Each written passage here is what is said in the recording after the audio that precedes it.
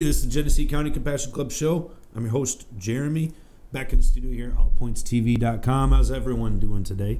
It is the 20th. Is that right, John? Huh? I'm not hearing. I got the wrong mic up. Oh. It's the 19th. It's the 19th. Are you sure? Yep. It's like every device I got, it says the 19th today. Well, my phone, the computer here. All right, it's not a conspiracy. It's the 19th. Sorry, folks. And 2 more days of summer left. For some reason I was thinking tomorrow was the last day of summer. Well, it is technically, right? Well, 21st, yeah. Because the 20th is the last day. Yeah. And 21st is the first day of fall. Yeah. Right? Yep. Okay. I'm already weeping, though. I know pretty colors, but I know what's coming next. Right. Yeah. I'm a pessimist. I look on the dark side of things, yeah. I know we got a lot of folks that autumn is their favorite season. Of course, we got beautiful colors in Michigan. Doesn't really get much better. Football, for those of us that love football. And, of course, all the harvest festivities. Got the apple cider mills going on, all those good things. The pumpkin spice is right around the corner for all of you pumpkin spice freaks. Man, it's a good time here. So I hope you guys had a wonderful summer 2018, and I hope you're getting ready for the fall. We got a lot of stuff going down at the Genesee County Compassion Club, so I want to let you guys give you a reminder, let you know what's going on and what we've been doing, and get you guys an update on the medical marijuana information that I have for you here in the state of Michigan and also around the country. So, excuse me, I'm trying to fight a cold, so you'll have to bear with me. But let's get it on, all right? We just had our soup kitchen just, what was it, yesterday, right? Mr. Matt, I talked to him, said they served like 160 people, which is freaking awesome. He cooked up some meatloaf. Meatloaf, Ma! Meatloaf! That does sound good. I haven't had meatloaf for probably 2 years, so. What's the drought for? Because I don't have an oven that works really. I didn't make it. I did buy some for the farmer's market once. Okay. Pre-made one up there at the Hoffman's meat. That, by the way, people, if you're out in Flint and going to stop at that market, their meat products at the Hoffman's Chop Shop or something like that. Yeah, it's called. Is that farmer's market? It's the farmer's market here in Flint. It's actually, I mean, it's like $6.50, $7.50 for a good size, loaf pan. I'm showing you, but nobody else sees it. And it was some of the best I've had outside my mom's cooking. Yeah. I don't doubt it. A lot of the meat that we have at the Growing Concern is from the farmer's market, so we're kind of spoiled. I think it's Smith Meats that we get it from. They got some great vendors down there. They got some great people. They really do. They really do. Some of the best stuff really in the county, honestly. But anyways, all right. Soup Kitchen was awesome. Thank you, Matt. Thank you for all of our new volunteers who went down there and helped out. It's great to see some fresh faces down there. And you guys get to have that experience, and then hopefully more new people will want to volunteer. But we definitely appreciate everybody that showed up and helped out, and certainly serving meals to 160 people is a big deal, so thank you very much. And thank you for everybody who donates when we do this. You guys donate.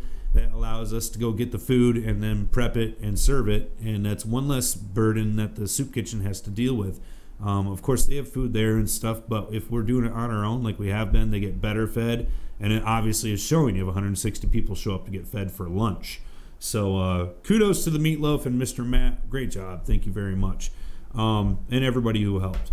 Our next volunteer event that we have coming up here is this Saturday. It is our Adopt a Highway. It is the 21st Saturday. Not the 21st. What am I saying?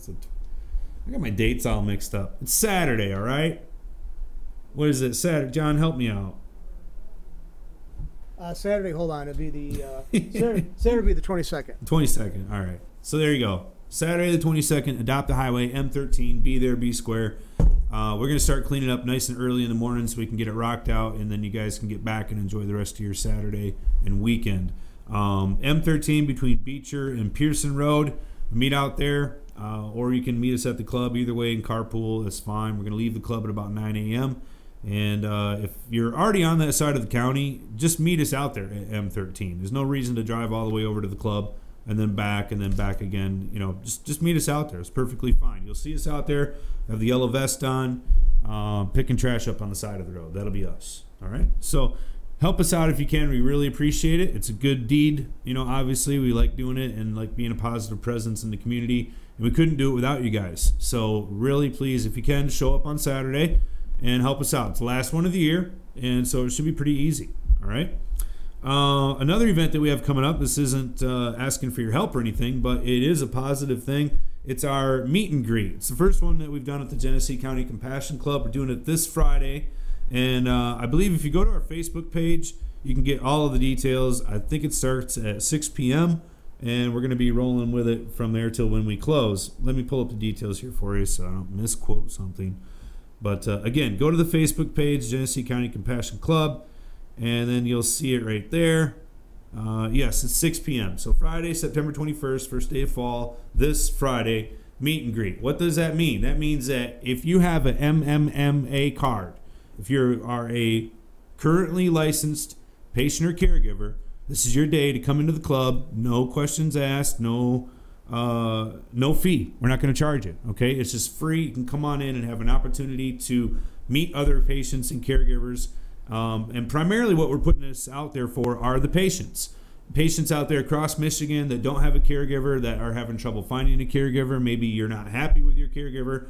This is your day. You can come out on Friday, 6 p.m., walk in for free, and have probably 50 to 60 different caregivers to talk to. You can probably find somebody. There's a good chance. All right, so free of charge. We're putting this out there. Normally we have a $20 annual fee for MMMA people to come in and join. As I said, that's $20 a year. We're going to waive that for this evening only, 6 p.m. Come on in. I'm also going to be giving a little talk, letting you guys get updated on some of the rules and regulations that Lara has put out that affect us or that don't affect us. Let you guys know what we're seeing in the community and where we plan to be at in the future. And it's like I said, it's a good thing. This is how the medical marijuana law is supposed to work, is where patients find caregivers, caregivers find patients, and they work together and they get the job done. So we're helping to facilitate that very simply. Come on in and take advantage of it. All right, tell your friends and family about it. I know we got a lot of folks from around the state, specifically outside of the Genesee County area. You know, folks in Lansing, folks in Detroit, Grand Rapids, of course, like the picture that I have here behind me. Really from around the state, and we have a large membership, obviously, from around the state. So spread the word. Let folks know, because there's a lot of folks out there who are looking for a caregiver, or they're looking for a particular medicinal product, and they want to find a caregiver who knows about that and knows how to make it and maybe has some. So this is your chance. Friday, 6 p.m. Come on out to the club. No charge. Come on in and have a good time. All right? That is Friday. Friday. All right, I want to give a quick shout out. You know, here at the podcast, we obviously have expenses to meet and so on and so forth. And currently, right now, the podcast home needs a roof. So shout out to these guys here, All American Handyman Services. They're doing the job for Flint and right here at allpointstv.com. So Wesley Burton, he's the owner. Give a quick shout out to him. And he hooked the podcast place up. All Points TV is getting a new roof.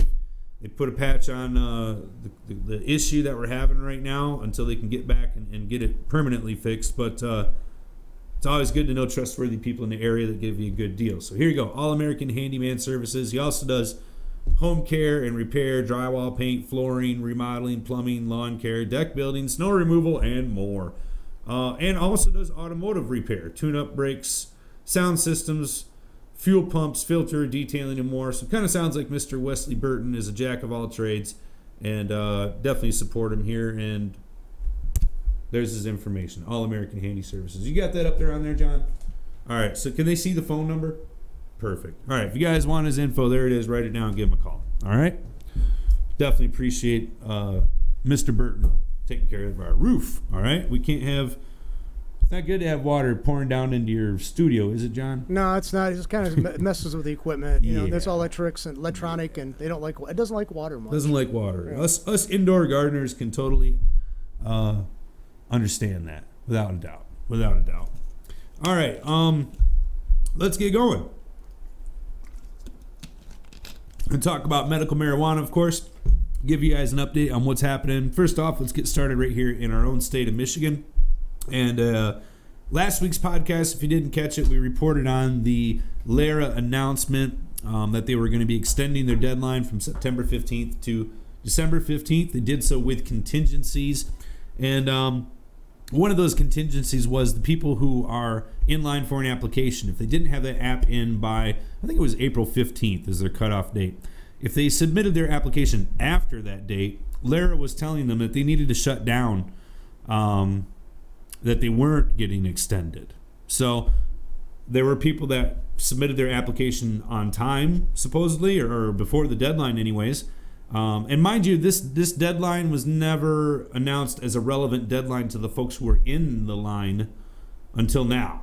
All right, so you can imagine if you had gone through this process and submitted yours on April 16th, and now you're being told, not that you're not going to get reviewed, but that you need to close for 3 months, 4 months, or until they get to your application. There's no guarantee for these folks that they're going to review it by December 15th, mind you. So at any rate, yeah, Lara puts out this announcement, says, hey, if you're in line and you had your app in by this particular date, you can stay open until December 15th. But if you submitted it after this date, you need to close until we review your application.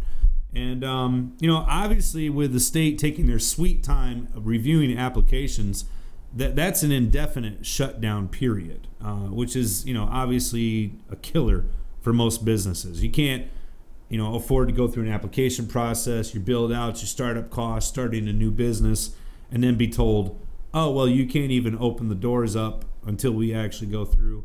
But you need to maintain everything in the meantime. It's not like you can just close up the shop, shut off the utilities, quit paying your property tax and your insurance, and then start paying it all when you get approved. It doesn't work that way. So obviously a real conundrum that the state was putting out there. And again, this is Lara who decided to do this. It wasn't necessarily the BMMR board, the Bummer board, as I like to refer it, the Board of Medical Marijuana Review Licensing. They're not the ones who issued this statement. It was Lara itself who issued this statement. And they said, we're going to do this because we want a clear separation between the folks who are in the application process and those who aren't. But yet it was people who were in the application process who were affected. So that's really not a true statement, or at least it's not completely accurate. So anyways, yeah, they put this out there, and in the interim, here's the interesting part. We had a injunction filed by a local attorney, Denise Policella, and she's called into the show years ago, I do believe. But she's been a long-time medical marijuana attorney and obviously is well-versed in the law. She filed something in the courts, I believe it was called an injunction, to stop what Lara had commanded, if you will. And that's pretty amazing. I mean, first of all, you got to understand, Lara, it's their job to get this program up and running and get it rolling and get it regulated and make it work, right? That's their priority number one. Priority number two would be making sure that patients have access to medical marijuana. I mean, obviously, Lara is not in charge of distributing or growing or anything like that. But by regulating who can stay open and who can't, obviously, you're going to control the amount of places that are available for patients to seek their medication. And they were certainly doing that. So at any rate, they issued this. They issue it. They do the injunction. The judge that oversaw this stepped up and said, no, we're not going to do that. So let me get to the nuts and bolts of this here. It says here the new deadline is the third time the state has extended it, obviously. Andrew Brisboe, the director of the department, was adamant last month that it was not going to be extended, even though they went ahead and extended it. And then he did it so with this contingency. All right, so I'm trying to pull this up here, basically trying to figure out what the judge said.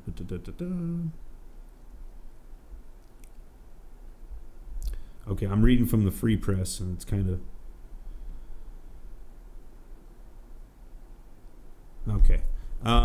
Basically, it says, last Thursday, the state court of claims judge approved an injunction against the closures. Judge Stephen Borrello granted a request for an injunction filed by attorney Denise Policella of Howell on behalf of the Montreux dispensary. She said the new emergency rules by the State Bureau of Medical Marijuana Regulation that extend a closure deadline from the September 15th to December 15th are unconstitutional because the rules treated different categories of medical marijuana businesses differently. Policella said she tried to work with the state and explain the position that they were putting responsible applicants in. It put them in an impossible situation. She said when that didn't work, she filed the request for an injunction with the Court of Claims on Thursday afternoon and got a ruling from Borrello 90 minutes later. That's astounding. Have you ever even heard of anything like that, John? I mean, that is amazing that you would submit something to a judge and have them give you a decision in 90 minutes. That's pretty. It's that's profound. pretty quick. Yeah, pretty quick. Yeah. Usually stuff like that's reserved for emergencies. Like, okay, we got to put a stop order on this. The guy's in the hospital, kind of thing. Like, if you don't do it right now, judge is going to die. You know what I mean? Like, that's the kind of urgency you normally see in that type of situation. This wasn't that, but yet the judge stepped up, felt it was urgent, felt it was important, and nailed it. Says here, the Michigan Department of Licensing and Regulatory Affairs is immediately enjoined and restrained from treating temporarily operating medical marijuana businesses differently, and that defendant extend the June 15th deadline to December 15th for all temporary operating facilities, Borrello wrote. And again, the article goes into telling there was 108 dispensaries that had been operating that would have been closed down, but now because of this injunction, they will continue to be able to operate. So I wanted to share that story with you. I know that obviously the MMFLA doesn't really affect a lot of us patients and caregivers, but I think it also, again, highlights the disdain or the lack of concern about patients on the part of the state. Here you have the director of the program just nonchalantly shutting down over 50% of the businesses, over 50% of the access out there to patients indefinitely. He did give half of the businesses out there another 90 days, if you will, to go through this process, which the irony in that is that it is the state who's controlling how fast these businesses go through the process. It's not the businesses that are holding up the state, it's the state holding up the businesses. So having a deadline, you would think, would be to encourage applicants to have their ducks in a row and get their items submitted, which they did. They've done that. The deadline is really like a double negative almost, because it's the board and the state that's taking too long. It's pushing people past the deadline. It's not the applicants. But getting back to the crux of this is that clearly the director, Andrew Brisboe, or the people at LARA, their concerns are not based around patients' needs. They're not based around patients having access. They obviously don't have too much concern for the businesses, obviously. But more importantly than that, I think that they need to look at the fact that these places are providing access to patients, serving a purpose in their community. They're doing things so legitimately, and yet they're still being treated like potential criminals, and the patient's needs are not even being taken into consideration. So this whole program seems to be like a big rotten egg, and for those people that want to participate in it, I'm not trying to discourage them at all, but I would definitely say that if you're a patient, don't rely on these new programs or these new facilities to be nearly as concerned about your health as you are. I would say now's the time where you need to find a caregiver. You need to find somebody who's going to be looking out for you and have your best interest in mind, because some of these businesses aren't going to be that way, and clearly the state is not that way. So, all right, so that's the story on the deadline, the injunction, blah, blah, blah, blah, blah. The state did stated that they are going to be issuing out a set of permanent rules upcoming sometime later on this year, which of course we knew that, and we have yet to see what they're actually going to say. I think that as patients and caregivers, we want to make sure that we're not getting the bulletins and the rules for the MMFLA confused as to being rules for the patients and the caregivers themselves.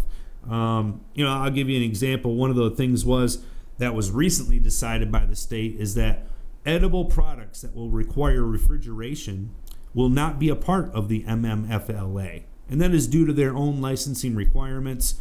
not being able to meet certain industry standards that they're putting on themselves. And that's perfect example right there of why a caregiver, in my opinion, is superior to what these programs are offering or are claiming that they are going to be. Is because right now, obviously, you've already limited the availability of different products out there that these new facilities are going to be able to offer, when in fact it's the caregiver who is not going to be limited because they don't have to follow those regulations. So could you still make a product that's edible that needs to be refrigerated? Yes, you can. It's not illegal for a patient or caregiver to procure those things. It is going to be illegal for one of these facilities to have those things or to produce them or to carry them or whatever. And that's because this is what LARA has decided.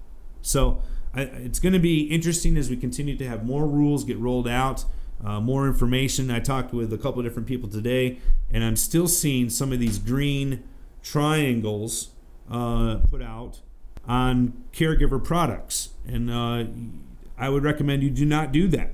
That particular label, and most of you know what I'm talking about by now, it almost looks like a hazard symbol on the side of a road truck, except it's got the marijuana leaf instead and green arrows going around it. I think we had it on a background here at one point.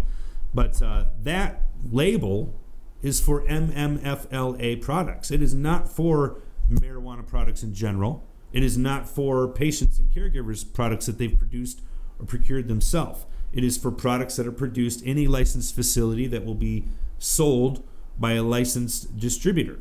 All right? So certain things that are going to come out through MMFLA are going to be confusing. And what we need to have is a clear differentiation between, all right, this is for the licensures, this is for the corporate cannabis, if you will, and this over here is a separate program, which in fact it is, and those rules just simply don't apply. So, and we've talked about the gray areas before, and I don't believe that those are going to go away. I think that sometimes the things that the state puts out, if a caregiver chooses to follow that voluntarily, I wouldn't discourage that. For example, when I'm talking about, making your edibles look like something that would be enticing to a child, it's not a good idea. The state is already telling that these facilities will not be allowed to do that.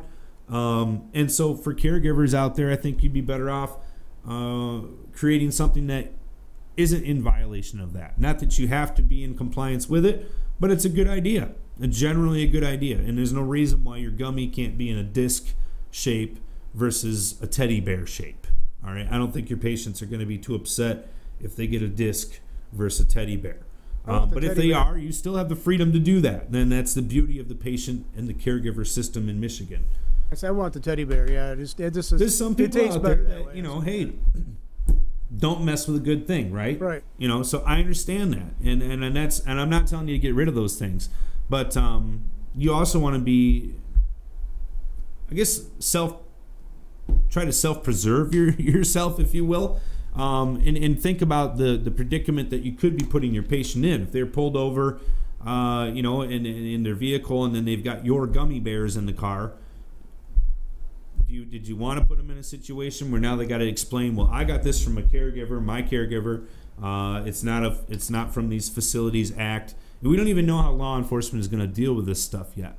And in fact, it was interesting talking about law enforcement. There was a bulletin that was issued earlier this week by the state police to the state police, and it actually went over the Mansauer decision that we covered on this podcast here a couple months ago. And the Mansauer decision, for those of you that forgot, what that stated was, and it was from the Court of Appeals, was that wet marijuana is not necessarily protected by Section 8 of the law.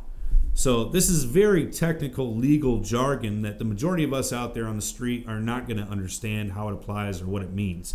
And I did read the bulletin that the state police put out.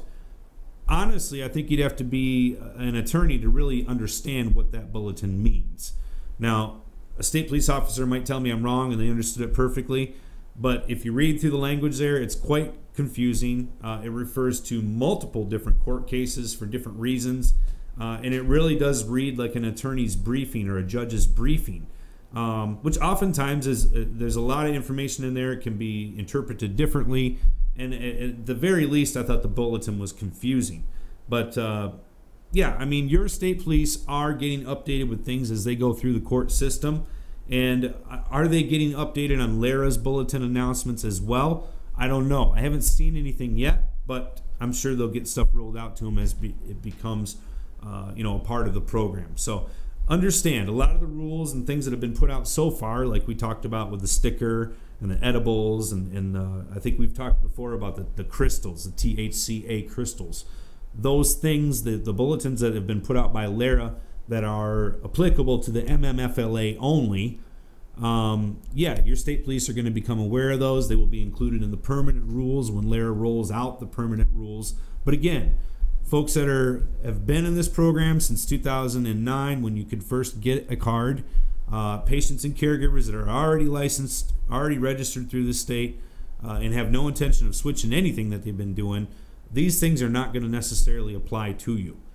So as we're sharing information with each other in the future, and as we continue to move through the advancement of medical marijuana as an industry and as a regulated industry, we want to be careful when we talk to each other about what the new rule is or what you heard or so on. Verify it. Look it up. A lot of the bulletins are listed very clearly in plain language on Lara's website. You can go right through, very easily do a search, pull them up, read them for yourself. All right? And the first thing to understand is whether or not it applies to you or if it's applying to their new Facilities Licensing Act. All right? So let's move on here. I want to talk about a few other things as well. One of the articles, and you can look this up for yourself, it's in the Detroit News, talking about the ban on infused butter, cheesecake, jerky, and so on. This is what I was just referring to as Lara decided to eliminate from the MMFLA, or from the Licensed Facilities Act, items that are not shelf stable. All right, so anything that is not requiring refrigeration can be produced. Okay, but if it needs to be refrigerated or has a shelf life, a short shelf life, I guess I should say, it's not going to be in your centers. You're not going to see it in these distribution centers. I'll give you an example, and this is right in the paper. Marijuana infused popcorn. Yes, you can have that in these centers. Same goes for graham crackers, marshmallows, granola, but like a brownie, I guess, or a cheesecake. Maybe not a brownie. I guess it's going to depend on the shelf life or whether it has to be refrigerated. Things that have butter in them, cheesecake, jerky is what they're talking about, banana cream pie, stuff like this, hummus. Some people are putting cannabis and hummus together. It's not a bad idea. You're not going to see these things in the center, and that's what this article is talking about. This is because Lara decided so, and really, I think that's quite amazing. I mean, why would you want to not encourage people to look at cannabis? Obviously, this is all medical. None of this is for recreational yet. So if this is all medical, why would you not encourage folks to utilize other ways of ingestion? Especially some of these ways are better ways of ingestion. I was having a conversation with a patient earlier today, and we were talking about doing ingestion and using the butter and so on and so forth. And a lot of folks are not aware, still to this day, that items that are cannabis infused, that contain high amounts of sugar, or are basically a sugar-based item, like a brownie, a cookie, ice cream, that type of thing.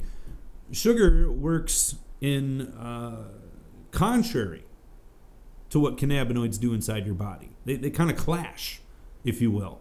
So if you want the fuller effect or the fullest effect possible from your medication, you want to combine it with a protein item, because protein works synergistically with cannabinoids as they're ingested and as they're metabolized by your kidneys and so on and so forth. As they're broken down, it works together so you get the most out of your medicine. And these are things that we still need to educate our patients on, our caregivers on. And it appears that a lot of these facilities aren't going to have the opportunity. So they're not going to bother getting educated about them because they can't carry the item. They don't care. We need to look into this more, because I think that as more folks use this as a medicine and as they search for different ways to ingest it besides smoking, we need to look at other foods, all right? Like the hummus. The hummus is perfect. is a complete food. There's protein in there from the beans. It's good for you. You know what I mean? Garlic is good for you, actually. Healthy. Maybe that's not your thing. Maybe you don't like hummus. But there's other things out there that you can do. And brownies and cookies are not really the best way to go about it. I mean, how many times have you gone to the doctor and he said, you know what you need? You need a cookie. This doesn't happen, right? I mean, it's not a health food. Why do you want to combine your medicine with something that's not healthy? And I'm not trying to tell you don't have a brownie every now and then. There's nothing wrong with it, okay? But if you're taking this 3-4 times a day, if it's a regular part of your health regime, then yeah, a brownie is probably not the best idea for you. I mean, I don't think anybody's going to recommend that you eat 4 or 5 brownies a day, no matter what's in them. Okay, they could be vitamin C, multivitamin brownie. It's probably not the best thing to do. Right? I never knew that about sugar being kind of countering, the effects of the cannabinoids. It does. I didn't know that. And it's not to say that if you have a brownie, because there's sugar in it, you're not going to get the effects of the medicine. That's definitely not what I'm saying here. I'm just saying that you're going to have a better effect if you have something that is combined with protein. Well, certain vitamins and minerals are best taken together. One helps absorption of the other. Absolutely. So it makes sense, I guess, but I just never knew that. Yep. All right. So check that out. I think that interesting stuff here. And I don't know if you folks are aware of this, but a lot of the other medical marijuana programs in other states are incredibly restrictive as to what type of products the patients can have. All right. For example, like in Canada right now, primarily the only product you can get as a patient is flowers. That's it. Flowers. Roll it up, smoke it, extract it yourself, make your own butter, fine. But what you're getting from your Health Canada is flowers, all right? And there's quite a few other states out there now that have done the same exact thing, and it's because they don't want to bother regulating these other items. They don't know how to, or they're afraid of the process, or somebody's telling them we don't need those, we just need these. Like for example, right now in the state of Michigan, these processing centers that they're going to be licensing, they're going to require them to be ISO certified. So if you're a food processor, not only do you have to have ISO certification for your cannabis material that you're processing, but you're also going to have it for the food that you're processing. That can be a major roadblock for a lot of folks out there. And we're seeing this happen across the country. So it's not that we don't want to have safety. We do. We want to have safe products. We want to have traceable products so that if something goes wrong, you can go back to the person who made it or who gave it to you. And honestly, in the original system of a patient and a caregiver, you couldn't have any more accountability. You know where it came from. It came from your caregiver.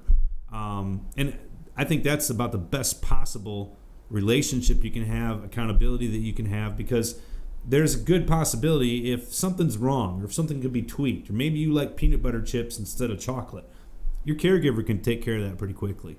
Trying to get your licensed facility who gets their product from another licensed facility to change their recipe because you need something different. I'm not saying it's impossible. I'm just saying it's going to be a little bit more difficult. All right. All right. A couple other things I want to share with you guys today.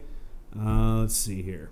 We have Michigan's medical marijuana gray area gets grayer. That's from the Detroit News. Detroit Metro Times, excuse me. You can check that out.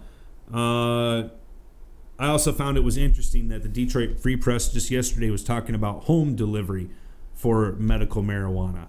I've been a caregiver now for like 8 or 9 years. Home delivery has been a big part of what I do. So I don't know why they're talking about that being something new. Again, they're talking about these facilities, and I think it's just one more reason why it shows caregivers are superior. So, all right, let's see if I can find any other information here with you. I did see that there was quite a bit of news going on about medical marijuana out in New Jersey. Looks like they've got new products out there. Also saw some updates from Ohio. Looks like their first licensed crop will be harvested relatively soon. They had pictures of the product being grown there. You can check that out for yourself. Continued advancement around the state. We did just see a recent poll. Actually, I saw 2 different polls last week regarding Prop 1 here in Michigan. And for those of you that don't know, the effort to legalize marijuana here in Michigan for recreational purposes is in fact going to be Prop 1. All right, so when you go to the ballot in November, you're voting yes or no on Prop 1. That's for marijuana. So, Prop 1, there we go. The polls that I've seen last week, one poll, we had, I think it was like a 53% in favor, and then the other poll was just below 50%. So it depends on who you're asking, just like most polls out there. But I think that it's definitely noted that it's not a slam dunk. It's not like we're getting 67% or 73% like we've seen in the past for medical marijuana. It seems that this recreational question that we have before us on the ballot is being more hotly debated. It's a little bit more controversial than medical marijuana. I don't know what's going to happen with it, honestly. I mean, when you look at the polls, do I think it's going to pass personally? Yeah, I think it probably will. But I think it will be catastrophically, how do I put this? It'll be catastrophic on the industry if it does not pass. All right? And I guess I want you guys to think about that for a minute. The reason I say that is because right now your state's approving these different licenses around the state on top of a already robust and healthy patient and caregiver network.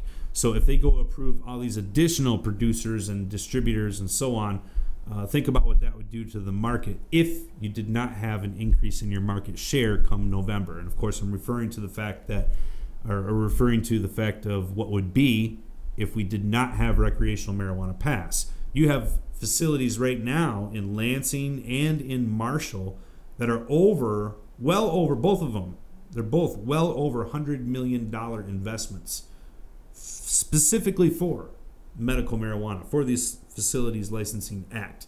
And you tell me that they're somehow not banking on the recreational going through? I don't think so. I think they're banking on it going through. I think you'd have to be insane to think that a patient base of 200,000 people is going to supply those types of companies when you have multiple of them. All right? So just an interesting thought. I had running through my brain. I thought I'd share that with you guys. I know you folks there in the Compassion Club sit there and think about this stuff all day long. I thought I'd throw that one out there for you, see what you guys think about it. All right. But yeah, I mean, it's up to you if you support Prop 1. I'm not going to tell anybody go one way or another. I don't think marijuana should ever be illegal. I also don't think that it should be controlled by a few different corporate monopolies. And speaking of corporate monopolies, two big companies announced that they are looking into investing in the marijuana business. So if they make that kind of a statement publicly, believe it. They've been doing it for a long time. All right. The first company was Anheuser-Busch. I believe it was one of the sons that's still tied to Anheuser-Busch was looking into this. The other big company out there that was looking into it was Coca-Cola. So, I mean, these are megaliths of corporations. They're absolutely monsters. And I think Anheuser-Busch is owned by IT Beverage or something along those lines. You guess you're probably more up on that. Well, we're talking about multi-billion-dollar corporations, and of course, you're all familiar with Coca-Cola. I mean, right? So, but anyways, if these kind of guys are looking into the business, you know that the industry is going to change. We also had recent approval by FDA in the face of the fact that it's still federally illegal, but they did it anyways, folks. GW Pharmaceuticals, and they fast-tracked the license for their new CBD product, Epidiolex. I mean, it's astounding. How does the government let one group go ahead and do this while they tell everybody else out there, no, it's illegal, no, you can't do that? Answer is money. Lots of money. You're exactly right, John. I mean, GW Pharmaceutical, part of Bayer, I mean, yeah, they got money. Coca-Cola, they got money. Another group that was just recently given permission to research an item was a university in Oregon. And I thought that it was interesting because they are actually importing their CBD and THC material, as they call it, from Canada.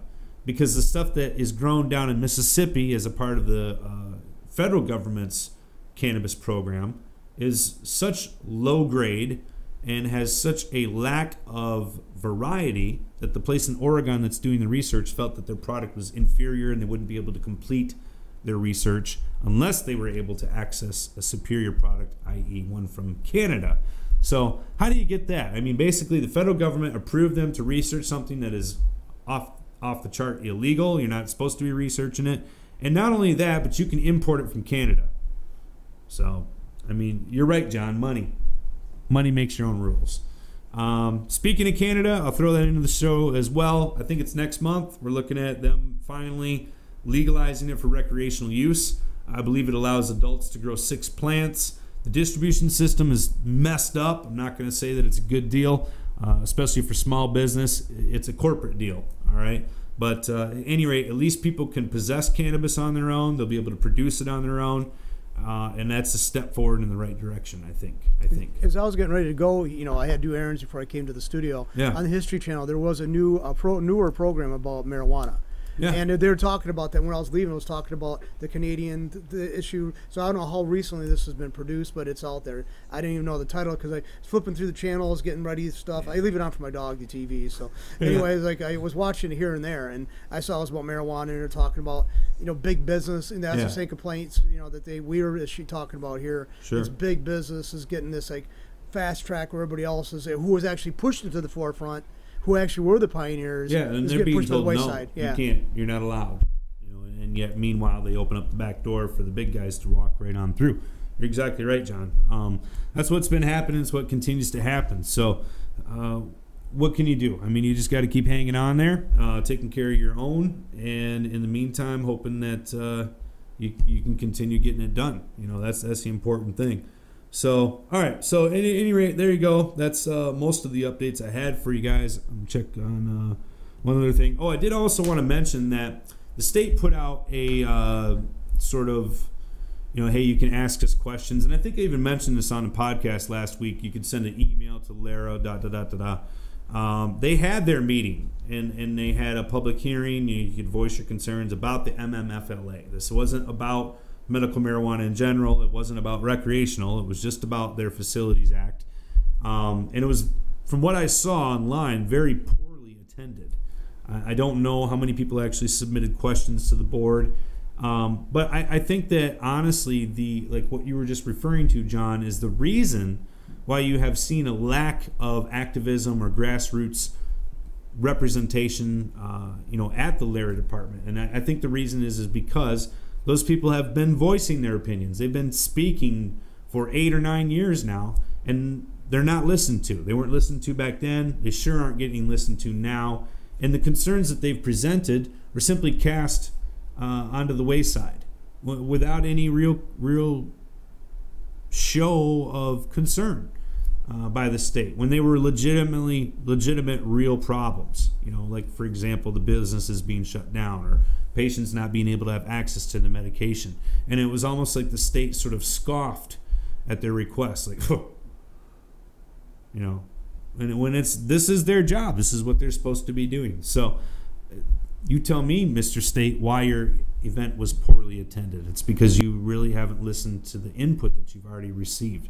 They have had multiple work groups, multiple different meetings to gather information from different parts of the community. And again, time and time again, the people that represented small businesses, people that were already in the industry, were shunned, laughed at, told they're criminals, and basically were thrown out. And that's where we're sitting at. So that's probably the reason for the poor attendance, I would have to say. But it doesn't mean that we should give up. It doesn't mean that we shouldn't try to hold our government officials accountable. And as you can see, kudos to people like Denise Policella, who stood up. She's a regular citizen. She's not a politician. She's not an elected official. She's just an attorney. And she stood up and she said, this isn't right. And she went and, thankfully the judge agreed with her, quickly. So, but sometimes that's all it takes, is for somebody to stand up and say, this isn't right. That's not the way that it should be. And I think, honestly, when it comes to defending patients, defending their rights and their right to having access for cannabis, I think you should feel strongly about that, because in the end, what else are they going to do, right? There's nowhere else for them to go. Or you can send them out to the street, of course, but that's why this program was created back in 2008, to get it off the street, to legitimize it, to stop criminalizing people, and to, most importantly, provide the medicine, provide the access to the medicine for the patients. So, All right, we're going to continue doing that. That's what we do at the G3C. I hope you guys can join us down there on Friday. It's going to be a lot of fun. Also hope that you can join us on Saturday for Adopt a Highway. It's always a good time, and it's a little bit of an opportunity to give back and kind of show that we do care about the community. I think one of the damning things for the industry over the last 8 years has been people out there who took full advantage of their community, who took full advantage of the medical marijuana program, but yet didn't put back, didn't have regard for their neighbors, and didn't try to become a part of their community. So for those people that did that, shame on you. That's probably why we're buried neck deep in regulation now. But for those of you that didn't do that, for those of you that use this as an opportunity to show that people that use cannabis aren't necessarily crazy, they can be constructive, they can be productive. For those of you out there, you're probably a G3C member. And for that, I say thank you. But also thank you for being a representative of the industry and showing that there's another side to this thing, that people who have small businesses can be professional, that they can do things the right way, that they can self-regulate. And you've done that, and I think we can continue to do that. So kudos to you. All right, guys? Give yourselves a pat on the back. And then get on down to the club, all right? Get on to the club. We're going to be there Friday. We're going to be there all day, of course. 6 p.m., you can start walking in for free, meet other patients, meet caregivers, try to find someone who has what it is you're looking for, get signed up with them, whatever you need to do. That's what it's there for. Of course, we got a full menu at the Growing Concern. We'd love to have you guys check it out. It's nice, healthy, tasty food. A lot of it's from the farmer's market, like John was talking about. Can't get enough of it, really, honestly. I mean, it's not Tuesday, but Taco Tuesday is epic. All right, it's freaking delicious. Got some great sandwiches. Oh man! All right, guys, thanks for joining me this week. Again, this is the last podcast of the summer, isn't it, John? Yeah, I'm here weeping about it, so please ignore the weeping you hear. All right. Well, hey, I hope you guys had a great summer. I hope here's to look into a great autumn, and hope I'm not forgetting anything, but. That's it. Thanks for joining me this week, guys, on the Genesee County Compassion Club show. Please make sure you check out allpointstv.com for all their other podcast information, and catch us down at the Genesee County Compassion Club. Have a good week. See ya.